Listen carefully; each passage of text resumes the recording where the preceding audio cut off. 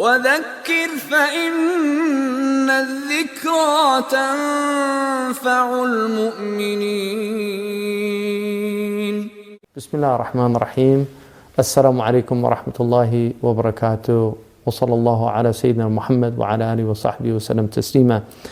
In the last short reflection, I talked about taqwa and the idea of taqwa being one of the fundamental principles that the Qur'an is constantly reminding of us. So what I'd like to do is define taqwa first and foremost, and then look at the idea that al-aqibatu lil-muttaqeen or wal-aqibatu lit-taqwa. The end affair is always for taqwa or for the people of taqwa. So taqwa itself, وَحَاسِلُ التَّقْوَى اجْتِنَابٌ وَامْتِثَالٌ فِي ظَاهِرٍ وَبَاطِنٍ بِذَا تُنَالٌ. This is what Ibn Ashar, one of the great Moroccan scholars, radiallahu anhu, said in his summation, that taqwa is imtithal, it's to obey the commandments of God, and ijtinab, it's to avoid the prohibitions. So there's awamir and nawahi in the Qur'an and in the hadith. There are things that the Prophet ﷺ was commanded to tell us were prohibited or disliked or discouraged, and then there's things that he was commanded to tell us were either obligatory or recommended.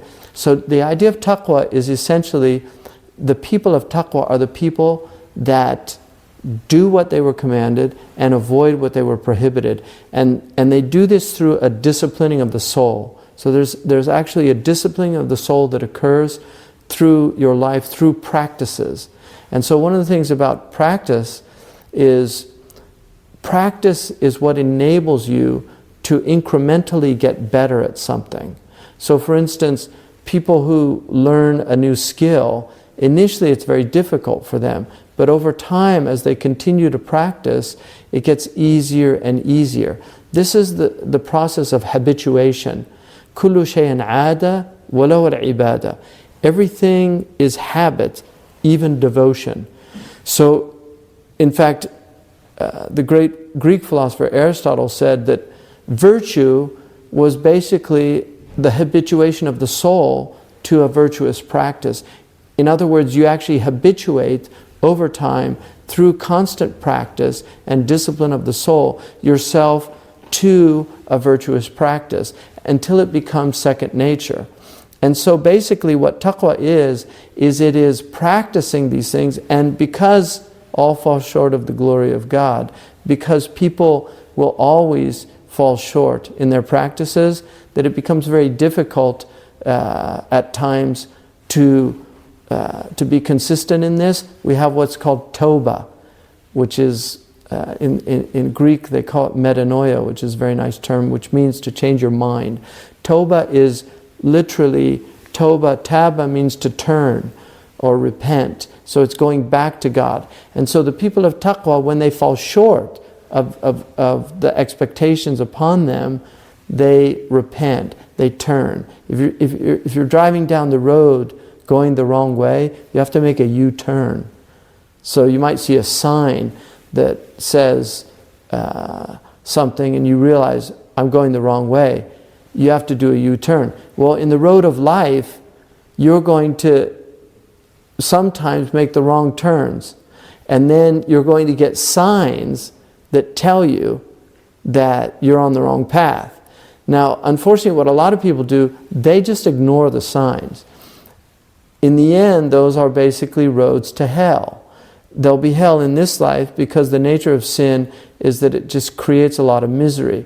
So when the Qur'an tells us وَالْعَاقِبَةُ لِلتَّقْوَى, it's telling us that in the end, victory is for taqwa, victory is for piety, it's for conscientiousness, it's for all of these things. And so, an example of that, there's a great poet, Lowell, who said, "Truth forever on the scaffold, wrong forever on the throne, yet the scaffold sways the future, and beyond the dim unknown standeth God among the shadows, keeping watch above his own."